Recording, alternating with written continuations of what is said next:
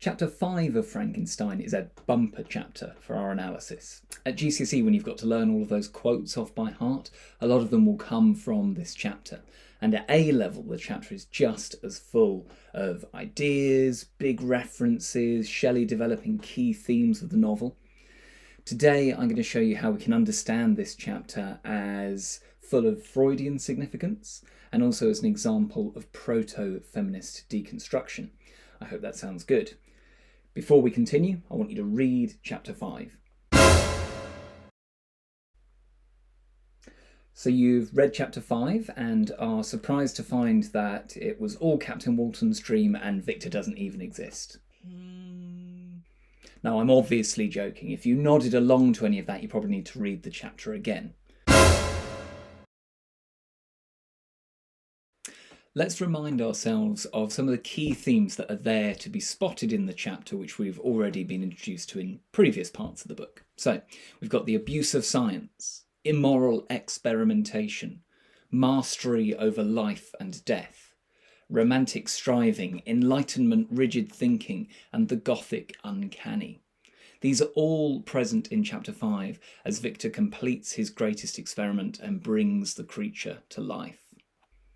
In all of the film adaptations of Frankenstein, this moment is climactic. There are bolts of electricity flying all over the place as the mad doctor, eyes wide, cackling as the exertion of his scientific experimentation gives way to some kind of demonic possession. Shelley's version is in fact far more understated to begin with. It was on a dreary night of November that I beheld the accomplishment of my toils. With an anxiety that almost amounted to agony, I collected the instruments of life around me, that I might infuse a spark of being into the lifeless thing that lay at my feet. It was already 1 a.m. The rain pattered dismally against the panes, and my candle was nearly burnt out, when, by the glimmer of the half-extinguished light, I saw the dull, yellow eye of the creature open. It breathed hard, and a convulsive motion agitated its limbs. So yes, there is the pathetic fallacy that we expect of the Gothic genre, but rather than raging storms, the rain patters dismally. The first paragraph of this chapter presents Victor's experiment, indeed his whole existence and the existence of his creature, in liminal states. Remember, liminality means threshold. It's defined as the ambiguity or the disorientation that occurs in the middle stage of a period of change, when participants no longer hold their previous state but haven't quite reached the state that they're transitioning into. In Gothic literature and fairy tales, we last encountered it in The Bloody Chamber, liminality was associated with danger, because transition from one state to another was traditionally seen as a time when people were most vulnerable to demonic possession and attack by evil spirits. Here, Victor's candle is symbolically nearly burnt out. The fire of his passionate experimenting is nearly extinguished.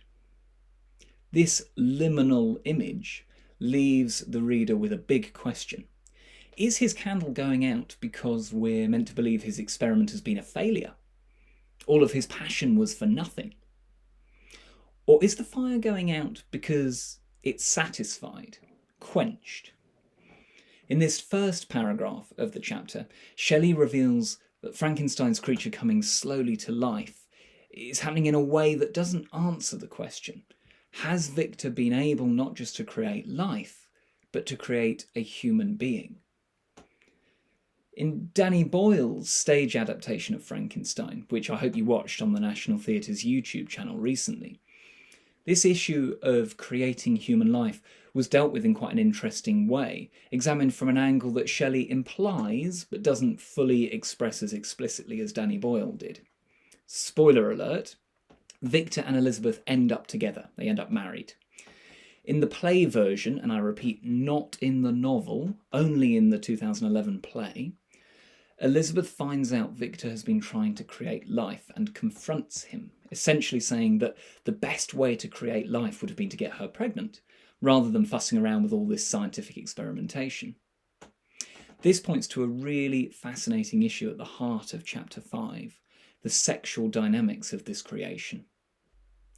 Victor is conducting his experiments hidden away in what he describes as my filthy workshop of creation.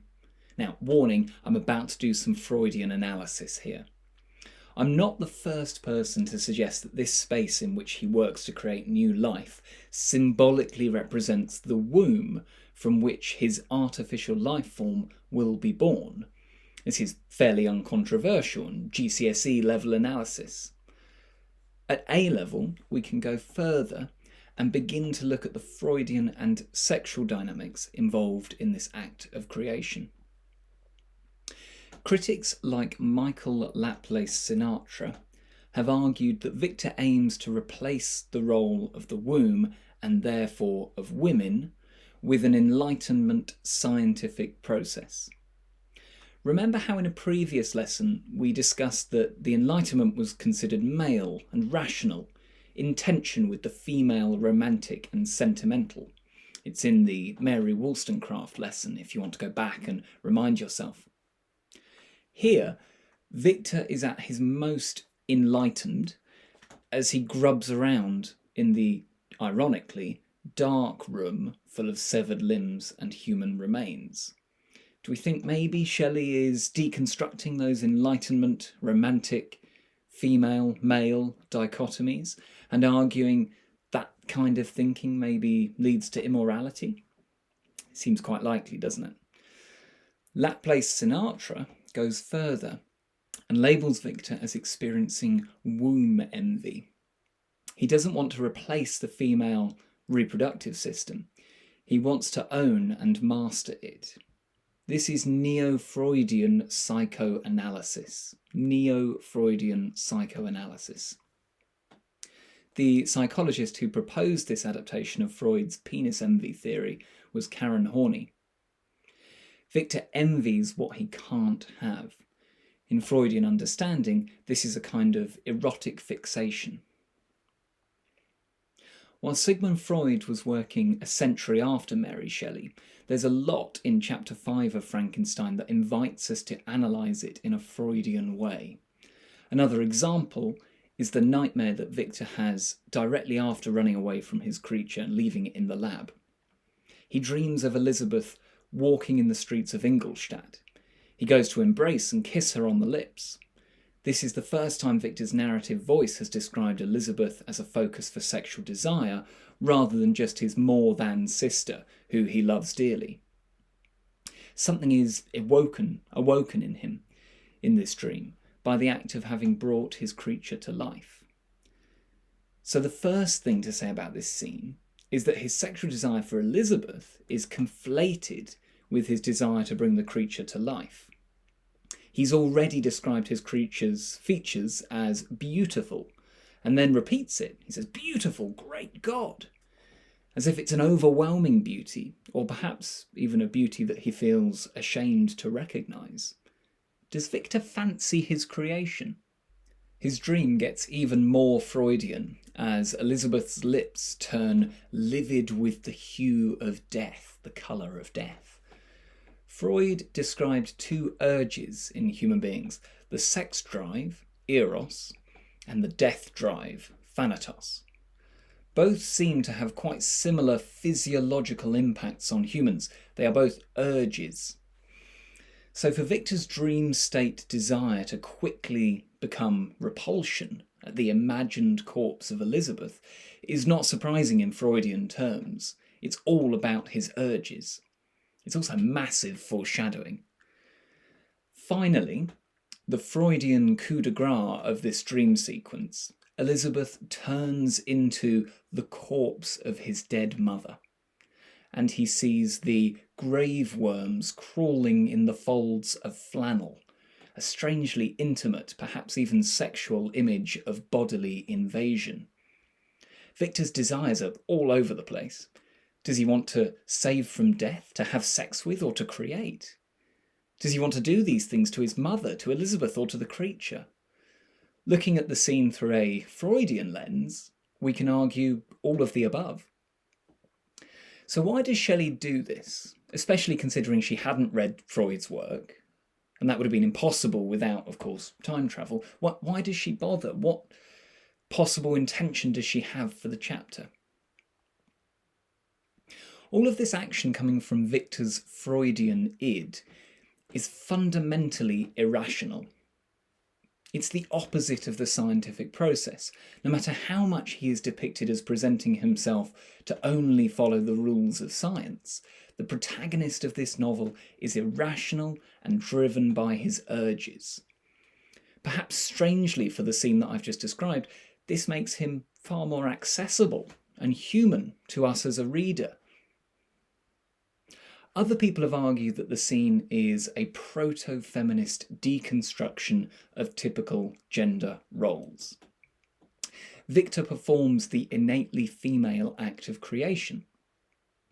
I think we've got to be slightly careful with that because, of course, this is a scene in which the male character possesses more power than any other human being has possessed. That's not exactly feminist as we would understand it today. But the deconstruction of binary and binary gender roles is definitely there. Finally, the trance that Victor falls into in chapter 5, accompanied by the Gothic setting and then the abrupt return to normality as he meets Henry Clerval in the streets of Ingolstadt. This structural flitting about is a classic Gothic trope, classic Gothic feature. Shelley wants us to question what is real and what is fantasy or illusion. Was it all a dream? If you buy into all of these events being real, you have to accept chapter 5 as an example of something like magical realism. Once introduced in this way, anything is possible in the rest of the novel as we see the relationship between Victor and his monster ultimately develop. It's about time you put these thoughts into writing. So the question you're going to answer in an essay is, how does Shelley present the effects of Frankenstein's scientific experimentation? And 4 things to make sure you include in this essay, or attend to in this essay. Your argument should examine at least 3 impacts of Victor's experimentation. You should explain the contextual understanding of science that inspired Shelley and link that to what she's trying to argue about science. Use and evaluate a theoretical viewpoint, at least one of them. You could link it to Freud, deconstruction, liminality, proto-feminism, any other theories you think are relevant.